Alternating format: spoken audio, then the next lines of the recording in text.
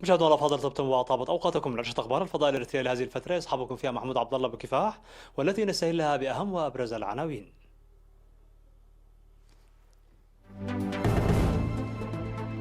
ورود المزيد من برقيات التهنئة بمناسبة عيد الاستقلال. الإريتريون في بريطانيا وإيطاليا يحتفلون بالذكرى 29 للاستقلال المجيد. تقديم مساعدات وإلقاء إيجارات البيوت للمحتاجين في مديرية دباروا. مقاتلون إسلاميون يقتلون 17 شخصا على الأقل في شمال شرق الكونغو. فرنسا تلقي استخدام عقار هيدروكسي كلوروكين في علاج المصابين بفيروس كورونا. ومواجهة روسية أمريكية فوق البحر المتوسط.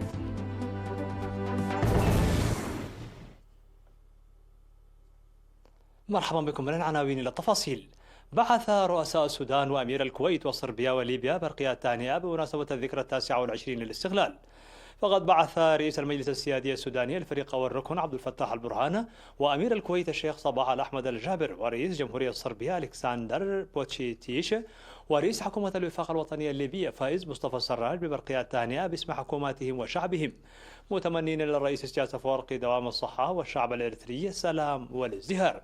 وأكد الزعماء على العمل لتطوير التعاون وتوطيد العلاقات الثنائية مع إريتريا.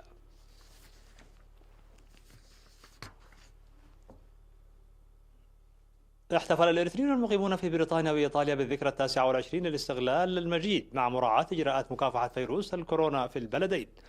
وأفادت السفارة الإريترية في بريطانيا بتنظيم برامج هادفة استمرت من 19 وحتى 24 من مايو بالاستفادة من خدمات الإنترنت ومواقع التواصل الاجتماعي، والتي تابعها عشرات الآلاف من الإريتريين في كافة أرجاء العالم عبر الفيسبوك واليوتيوب. واشتملت البرامج التي استمرت ل6 أيام متتالية على التعريف ببطولات الشعب الإريتري وتقديم برامج موسيقية وفعاليات فنية ومقابلات مع المناضلين، ومداخلات سفراء إريتريا في إيطاليا وكينيا والاتحاد الأوروبي وبريطانيا وجنوب أفريقيا والأمم المتحدة وضيوف آخرين حول قضايا التصدي المختلفة. ومسيرة التنمية والتصدي خلال 29 عاما الماضية ودور المرأة الإريترية في مسيرة تحقيق الاستقلال والدفاع عن السيادة الوطنية. في غضون ذلك نظم الإريتريون بإيطاليا في الفترة من 21 وحتى 23 من مايو احتفالات افتراضية، وبعث فيها أصدقاء إريتريا من مدراء الأقاليم والمدن وممثلي البرلمان والصحفيين والكتاب عبر تقنية الفيديو بقيادة التهنئة للشعب والحكومة الإريترية. كما اشتمل البرنامج حسب المعلومات الواردة من لجنة الإعلام على شرح مسيرة الاستقلال وتحدياتها وعروض الفيديو وبرقيات التهنئة والفقرات الثقافية والفنية. كما نظم احتفال شاركت فيه السفارة الإريترية في روما ومكتب القنصل العام في ميلانو وأعضاء السفارة واللجنة الوطنية. وهنأ فيه السفير فيزاسيون بيتروس الشعب الإريتري وقوات الدفاع، مشيدا بالتكاتف والتعاضد بين الإريتريين المقيمين في إيطاليا في هذه الفترة العصيبة لجائحة كورونا. قامت مناطق تاخيتا وغولا وتارا إمني باستخراج 14 كنتالا من الذرة، فيما تبرع سكان ضواحي غزالامزا ب 21 ألف نقفة وثلاث كنتال ذرة، وجمعية قدس مريم هولغور 19 ألف نقفة. كما قدمت إحدى الوحدات العسكرية المرابطة في تلك المنطقة مساعدات استهلاكية للمحتاجين.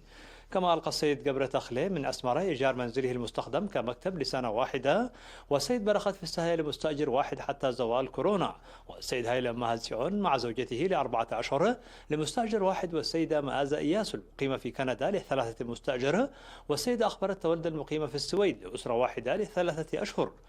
وفي أسمراء ألغت كل من أسرة سيوم كتم الإيجار ل5 مستأجرين، والسيد كبروم داويت المقيم في السودان لمستأجرين، والسيد كحسو منقستو مع زوجته لأسرة واحدة، والسيد هيلي مائيل من أسمراء ل3 مستأجرين، والسيد بين برهي من أسمراء لمستأجر واحد، والسيد حدقو تخلي والسيدة مدهن تولي إيجار شهرين.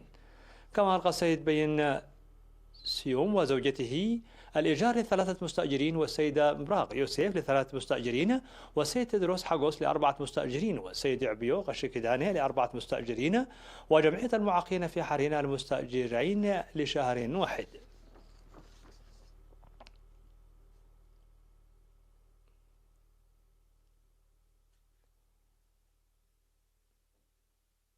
يواصل المواطنون وقوات الدفاع تقديم المساعدات العينية والمالية للمحتاجين الملازمين لبيوتهم تطبيقا للتعليمات الصادرة لمواجهة جائحة كورونا في إقليم القاشبركة.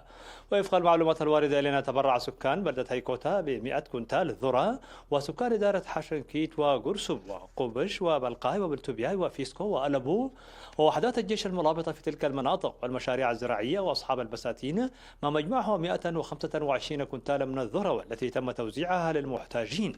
وتبرع أعضاء اللواء السادس بالفرقة الخامسة والستين 8000 نقفة و19 كنتالا من الطحين و120 كيلو عدس و80 لتر زيت للمحتاجين من أعضائهم. مواطن يقيم في أسمرة تحفظ عن ذكر اسمه سمح بالإقامة المجانية لأسرتين في منزله بهيكوتا ل3 أشهر. كما تبرعت لجنة تنمية المياه في أوغارو بعلى القاشة ب48 كنتال ذرة، وضاحية أوغارو وقرنفيت وشيشبيت ما مجمعه 89 كنتال ذرة، وتجار قرنفيت وأعضاء اللواء الثاني بالفرقة العسكرية السادسة والعشرين 31 كنتال ذرة و3500 نقفة و3 كنتال طحين وغيرها من المواد الغذائية. كما تبرع شباب ضاحية شيلالو ب 22 كنتال ذرة و2300 نقفة وزعت للمحتاجين. وفي مديرية فورتوساوا تبرعت وحدات قوات الدفاع المرابطة في المنطقة ب65 كنتالا من الطحين الأبيض و15 كنتال عدس و15 كنتال سكر و240 لتر من الزيت و200 صابونة. كما تبرع شباب بلدة فورتوساوا ب13 كنتال ذرة وزعت للمحتاجين. في غضون ذلك ألقى مجلس الأوقاف الإسلامي بمصوع إيجار 27 مستأجرا لشهر واحد. كما ألقى ورثة أبو بكر سالم باحمدان إيجار عدد من المتاجر والبيوت السكنية ل 32 مستأجرا. أما ورثة المرحوم سعيد محمد باحام فقد ألقوا إيجار 10 من الأشخاص المستأجرين لمتاجرهم وكذا 20 منزلا. وورثة إبراهيم بشير لمؤسستين و8 منازل. ومواطنة تحفظت عن ذكر اسمها لأسرة واحدة. والوارثة حواء عمر أحمد ل6 منازل ومؤسستين، وورثة عثمان محمد عمر لأسرتين لمدة شهرين. والسيد حسن آدم مقيم في الرياض لأسرتين، وأسرة ناهوم قبر ميكائيل ل3 أسر ول3 أشهر. كما وزعت المواد الاستهلاكية التي تم شراؤها بمبلغ 9660 نقفة تبرعت بها مؤسسة إمهال للسيد إيوب عقمة ميكائيل للأسر الراعية للمعاقين في مدينة مصوع. كما جمع الشباب الطوعيين من المحسنين 15,000 نقفة وزعت للمحتاجين في ضاحية رقم 1. وتبرع أعضاء الجيش الشعبي باللواء الخامس بكمية من النقود وزعت ل10 أسر محتاجة في مديرية أدوبها.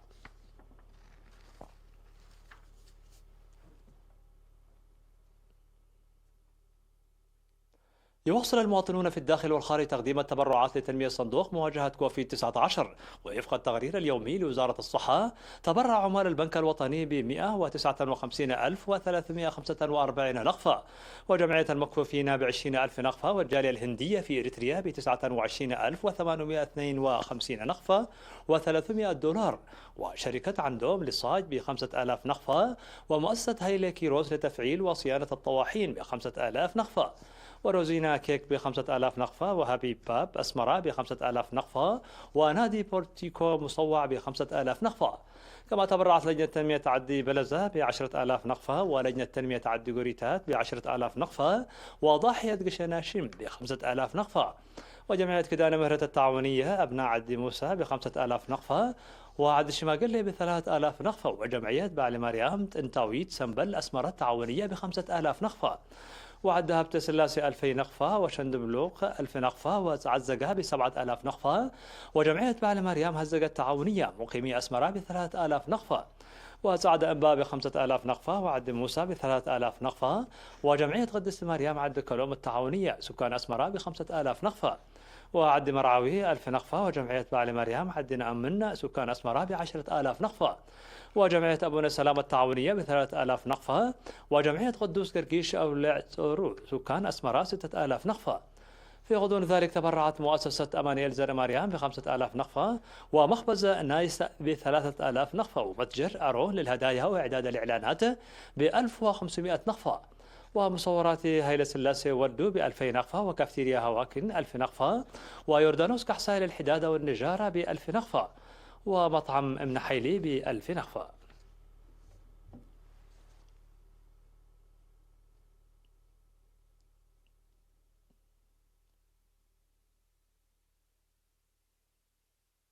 مشاهدينا الأفاضل، كانت هذه الأخبار الداخلية. فاصل قصير ونوافيكم بالأخبار العالمية، فابقوا معنا.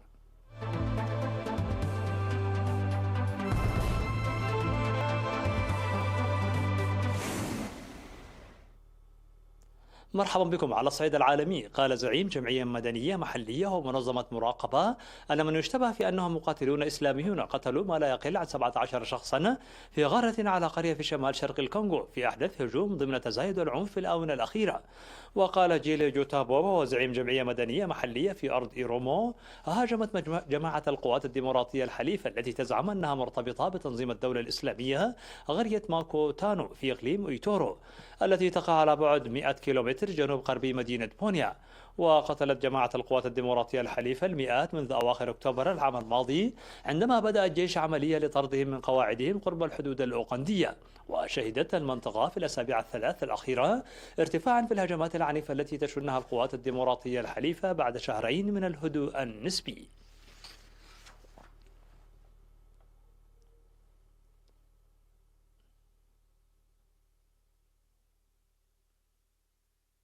ألغت الحكومة الفرنسية التدابير الاستثنائية التي كانت تجيز استخدام عقار هيدروكسيكلوروكين في علاج المصابين بوباء كوفيد 19 في المستشفى خارج إطار التجارب السريرية بحسب مرسومة نشر في الجريدة الرسمية. ومنذ نهاية مارس كان يمكن وصف هذا العقار في شكل استثنائي في المستشفى للمرضى الذين يعانون حالة حرجة بناء على قرار طبي مشترك. وعقار هيدروكسي كلوروكين الذي اعتمده في فرنسا البروفيسور ديدي راؤول ودافع عنه الرئيسان الأمريكي دونالد ترامب والبرازيلي جاير بولسونارو، هو دواء مشتق من كلوروكين الذي يستخدم لعلاج الملاريا. ويأتي قرار الحكومة الفرنسية بعد توصية أصدرها المجلس الأعلى للصحة العامة الثلاثاء، وقضت بعدم استخدام هيدروكسي كلوروكين في علاج كوفيد 19 خارج إطار التجارب السريرية. وكانت الحكومة الفرنسية قد أحالت القضية على المجلس بعد نشر الدراسة في المجلة المعروفة.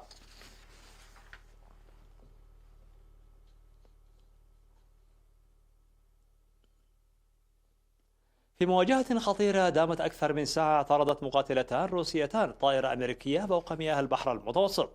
وأعلنت القيادة العامة للقوات البحرية الأمريكية وقيادة الأسطول السادس الأمريكي أن طيارين روس حلقوا بطريقة غير آمنة أثناء اعتراضهم مقاتلات تابعة للأسطول الأمريكي خلال دورية استطلاع.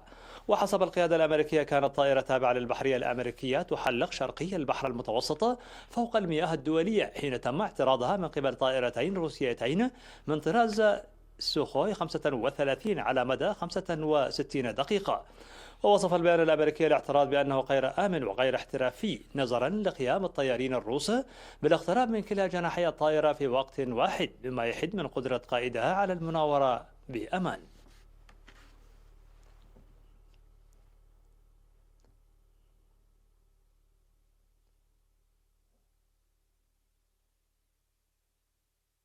الخبر الأخير: غزت أسراب الجراد الصحراوية أجزاء من غرب ووسط الهند في أسوأ موجات تضرب البلاد منذ ما يقرب من 3 عقود، حيث دمرت بالفعل آلاف الهكتارات من المحاصيل في باكستان المجاورة. هذا تفشي للجراد بحسب الإعلام المحلي واستمرار للتفشي عام 2019 في أفريقيا وشبه الجزيرة العربية وجنوب آسيا. ويعتبر الجراد الصحراوي أخطر الآفات المهاجرة في العالم، حيث يمكن أن يتكون سرب الجراد النموذجي من 150 مليون حشرة لكل كيلومتر مربع، وتكون لديه القدرة على استهلاك محاصيل تكفي لإطعام 35 ألف شخص. كما يمكن أن تتحرك الأسراب بسرعة كبيرة وتغطي 100 إلى 150 كيلومترا في اليوم.